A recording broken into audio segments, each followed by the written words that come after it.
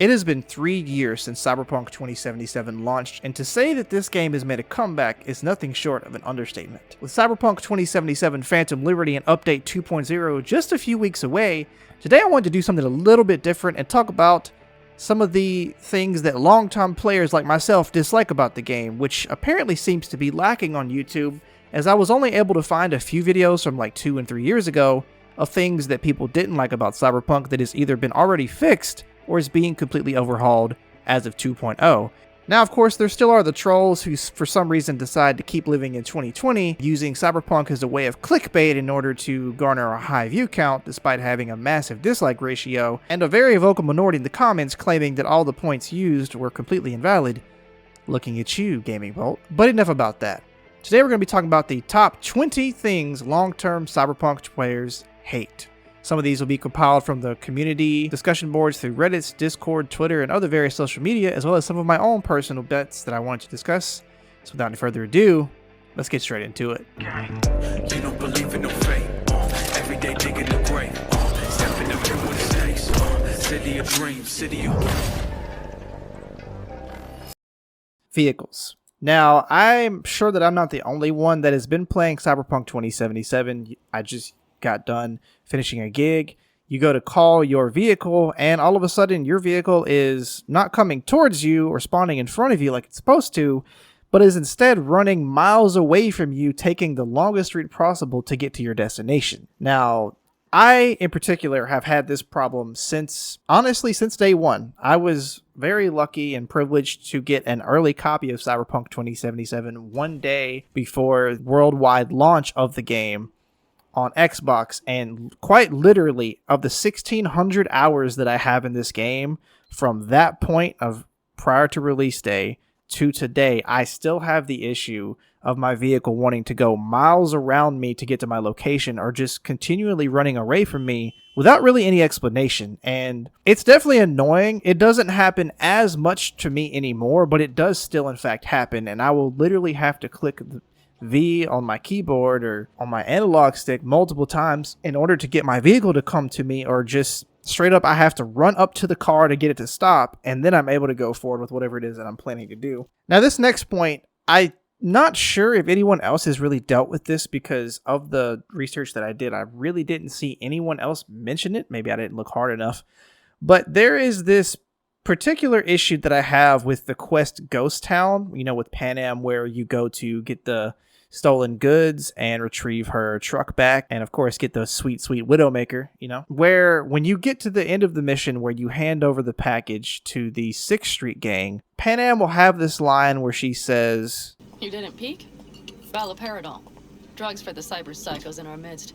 Every time she says that to me, I've really never had the option to peek into the box. Like there's never been a prompt for me to look in there. There's never been anything alluding to the fact that I could look in there, but she always says the line as if I'm supposed to have the ability to look into the box and know it's in there. Maybe the devs never intended that to be a thing, or maybe this is an issue in the game itself where it's just bugged and you can't do that. I don't really know. It's just something kind of odd, and I would really love to see that either fixed or maybe remove that line. It just stands out really heavy for me personally.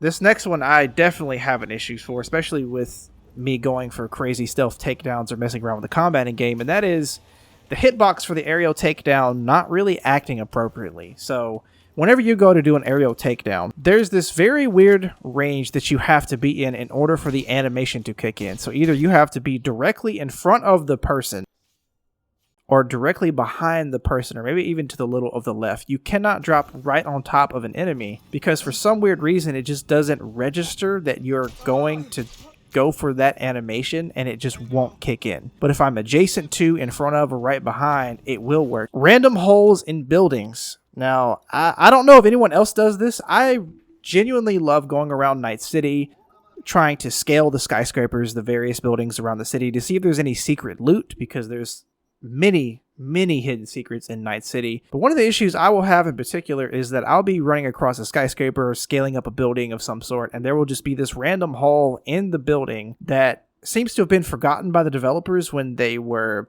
putting the assets together, that allows me to basically see right through the facade of Night City and see the understructure of how it's made, which is really cool on one hand. But on the other, I've died like multiple times, like not seeing these holes until it was too late and just falling through the earth. It really is kind of annoying, and I would just love to see this handled in some regard. Now, like I mentioned earlier, I have over 1,600 hours in Cyberpunk 2077 across multiple consoles, so it's safe to say I've played the various side gigs, main gigs, quests multiple times. I've done multiple playthroughs, tried different variations of things for both content reasons and just pure curiosity to see how in-depth CD Projekt Red went with the options in this game and the outcomes that would occur based on those options. Now, one of my biggest issues, especially when doing the side gigs in particular and the NCPD gigs, is that you will get a call, like you could be 10 feet from a building, and you will get a call from one of the fixers who will talk for like maybe 5 to 10 seconds. Then they will send you a text that's like 3, 4, 5 paragraphs long, giving you some expose, some detail of what you need to know about the particular individual you're about to go take down or save or whatever have you. And I can't help but feel that there's like a bit of an annoyance level here in a couple of regards. One being that I really wish a lot of this text dialogue was actually spoken to you on the phone. Now, I understand that this would require a lot more time with the voice actors in the booth, and it would probably cost a lot more money to record and go through these recording sessions, then to implement them into the game, which is why a lot of these gigs are very short voice calls, and it's mainly text, which I don't mind the text, but I just wish that there was more spoken conversation.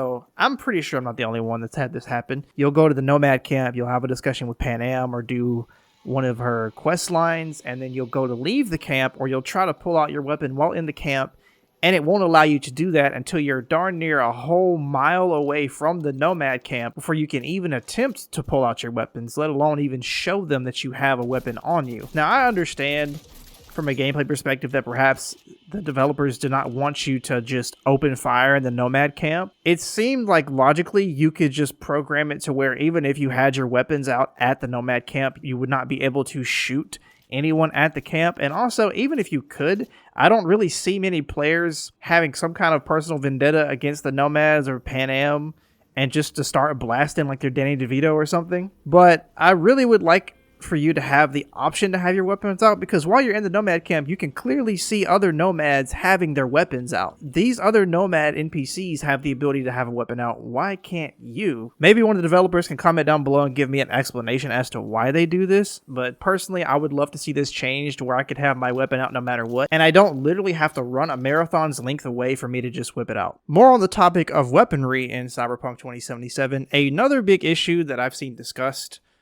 is, and I actually happen to agree with this a lot as well, is the fact that we can't really customize our weapons. And I don't mean just in terms of attachments, because obviously you can add any attachment you want to your weapons, no problem.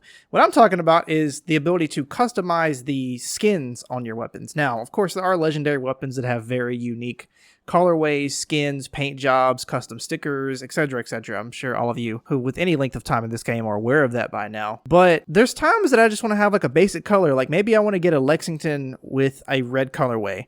Or maybe I want to get a shotgun with a Mox's skin on there. Or maybe I want to get a tech weapon with the Tiger Claws custom colorway. You know, like I would like to be able to have the ability to change the colors to what I want, both in my inventory and also at a gun store. Like if I go to a gun store, it'd be really nice to be able to like choose a particular weapon I want to get and then be able to switch through different colorways, or maybe to purchase the ability to change them. Kind of like how in The Witcher 3, if you have a certain Witcher armor set that you like quite a bit, and you want to change the color, you can go purchase or craft dyes in order to change the color. Like say, maybe you main the Kaer Morhen armor set and you want to make it dark blue. Well, you just go buy the dark blue dye, and now you have a dark blue Kaer Morhen set. But you're not able to go choose them at will. You have to randomly either find them on one of the various enemy types that you face in Night City, or you have to just go scrummaging through the city or in the Badlands to go find one, or maybe you get lucky and buy one from a store and have to spend a crap ton of eddies in order to get what you want. So it's one of those things I would love to see changed, and I think it would be a really cool asset to the game. Another complaint I've seen is the inability to join a gang or to form deep relationships with them, which this goes back to the choices that you make in quests relating to gangs not having much effect except in certain circumstances. So obviously, you're not going to be allowed to join gangs in Cyberpunk 2077. The developers have mentioned this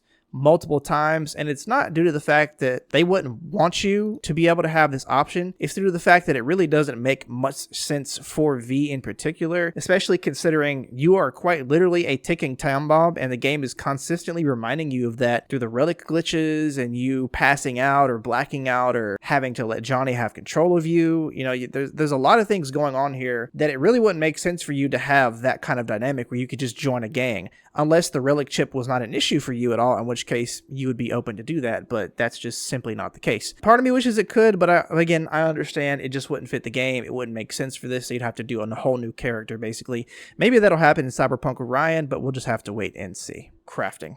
Especially on my poll on Twitter and on Discord, a lot of people talked about an issue with crafting not really being that smooth or feeling kind of clunky or tedious in some degree, and I honestly have to agree with. Perhaps the biggest issue I have in particular with crafting is the fact that if you happen to lose one of the legendary weapons that you've collected throughout the game, even if you've had it before and you don't have it currently either on your person, or you accidentally turned it into parts, or you lost it somehow, you cannot ever craft that weapon again. What I mean by that is, let's say you got the Yongu. The Yongu is a legendary pistol that you get in Konpeki Plaza during the heist quest at the beginning of the game, and it's one of the coolest pistols in my opinion, and it's also one of the easiest to miss if you're not really paying attention. So there was an instance where I had gotten this weapon, I had used it for some time, somehow I'd accidentally lost it, and I went to go to my crafting section to recraft the gun, and it simply would not let me do that, because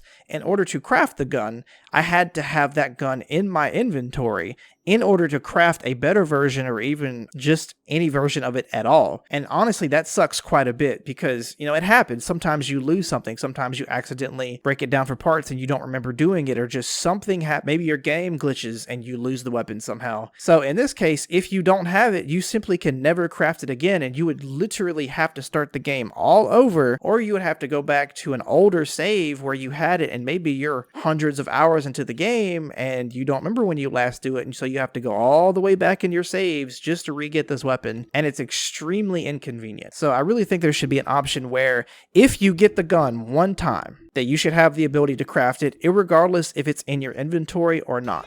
It goes without saying, but the police system and the perk system in Cyberpunk definitely is two of the weakest aspects. Thankfully, with Update 2.0 and Phantom Liberty, both of these systems will be completely overhauled in a way that is far better than what they were at launch, and honestly, I believe is what the developers originally intended for it to be like when 2077 launched 3 years ago.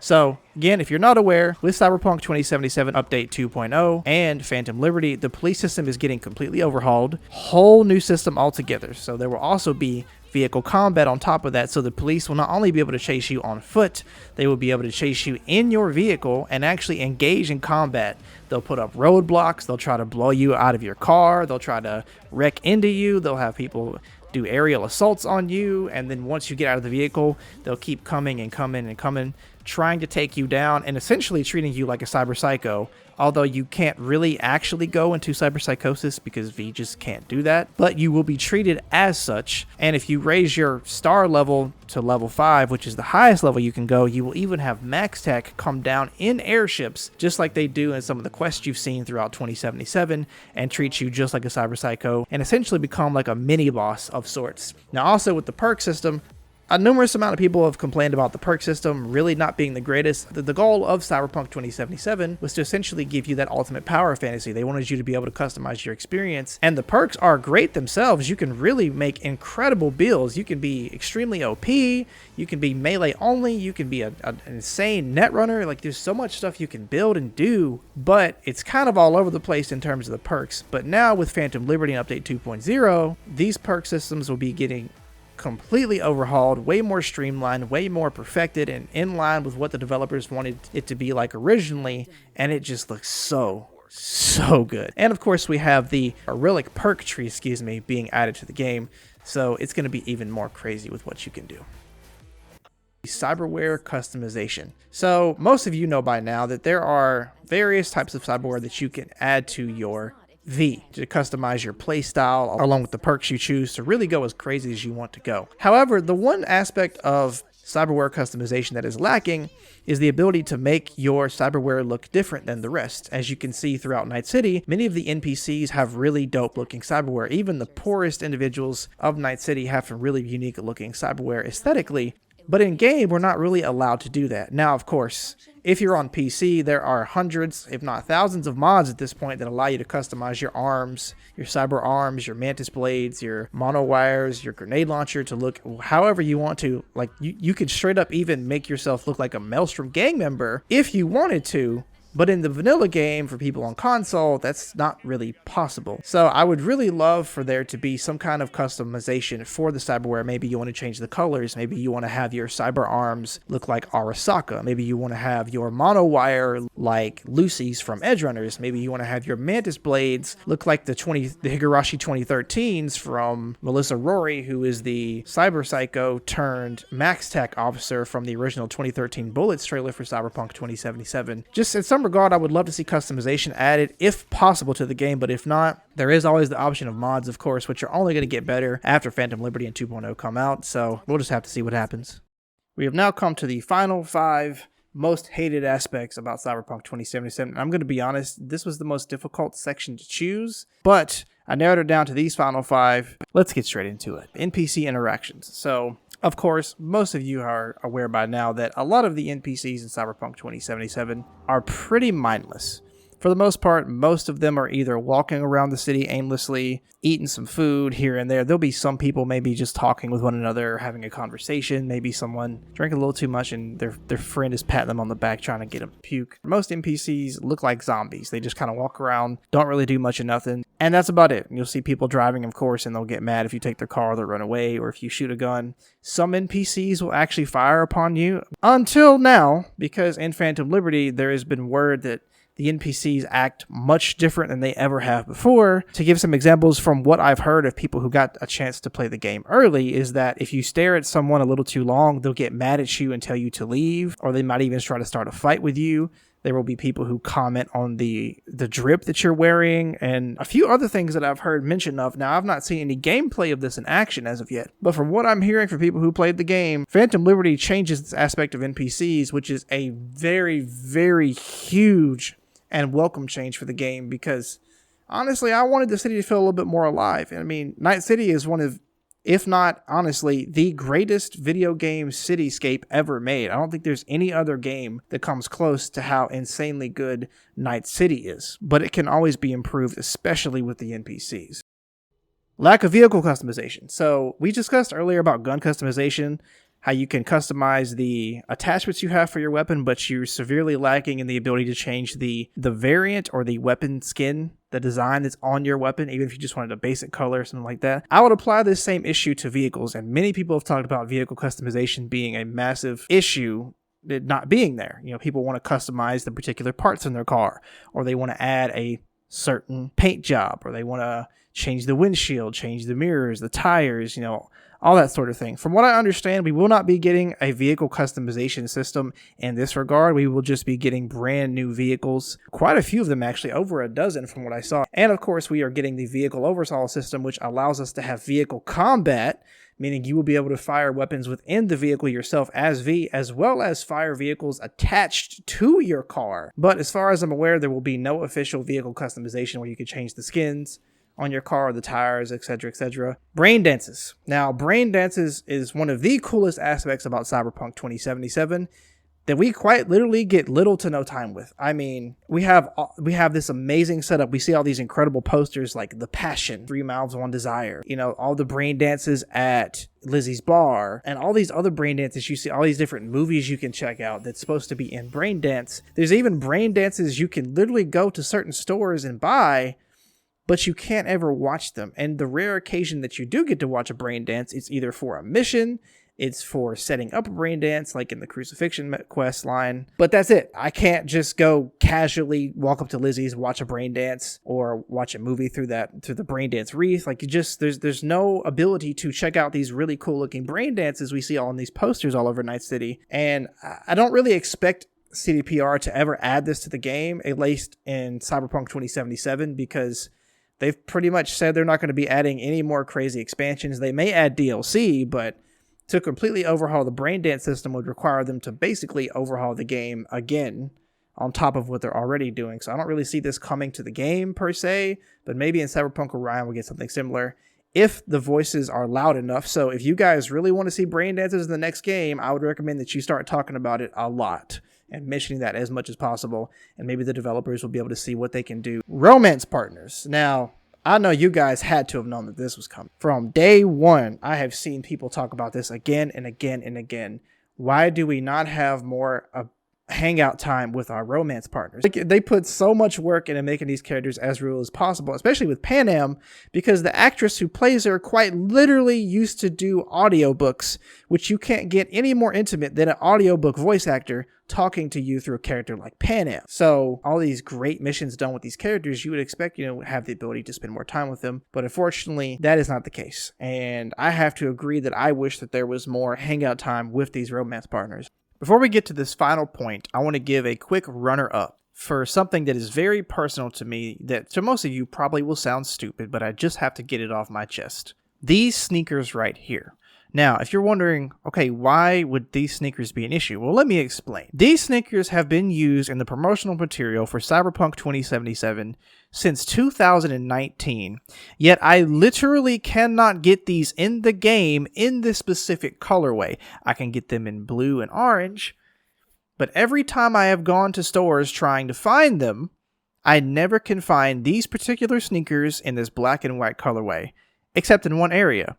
And that's in this little window inside of a store, but I can't actually get these sneakers, and I literally had to resort to asking a buddy of mine, Pinky, to make a mod for me to be able to actually use these sneakers in game. So please, CD Projekt Red, any developer watching me right now, can you please, with Phantom Liberty, make these sneakers available to wear in game? Maybe add a cool little Easter egg with them or something. Like, you guys have had these on the promotional material. Please make this a part of the game. Okay, just had to get this off my chest. Let's get to the final point. Last but certainly not least, and the absolute most talked about thing with Cyberpunk 2077, the most hated, the most despised, without any shadow of a doubt, and it's that 6-month intro where you get to see you and Jackie hanging out together, doing quests together, getting your weapons, getting your cars, staying at Mama Wells' apartment, and then eventually getting your own apartment, and that's where you pick up the quest to save Sandra Dorset. I really, really, really wish that mission was playable, because Jackie is one of the coolest characters in Cyberpunk 2077. I mean, we quite literally spent time with him through that 2018 demo, from 2018 all the way till 2020, checking out those snippets of his character, getting attached to him, or at the very least finding him interesting. Then we got the E3 2018 cinematic trailer where it showed Jackie dying, which myself and everybody else really thought was going to be a switch flip where CD Projekt Red was, tricking us into thinking that Jackie was going to die and then something different was going to happen in game. But it turned out that was a straight up spoiler of the first act of the game. So we're left with these very few quests in the beginning to hang out with Jackie, and he doesn't even come around with you when you're doing side quests. Like, I really would have loved to have Jackie at the very least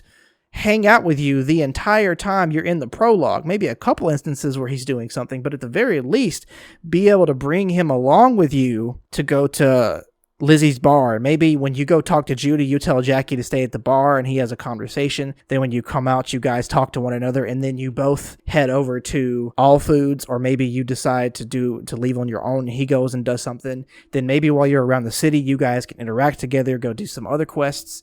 Basically giving you time to hang out with Jackie more before that prologue ends, because once it's over, that's it. The only other time you can hang out with Jackie is if you make the sore mistake of deciding to send his body to Vix, in which case Arasaka will steal his body, and then when you get to the end of the game, you'll have a brief discussion with him. But it's just freaking sad, man.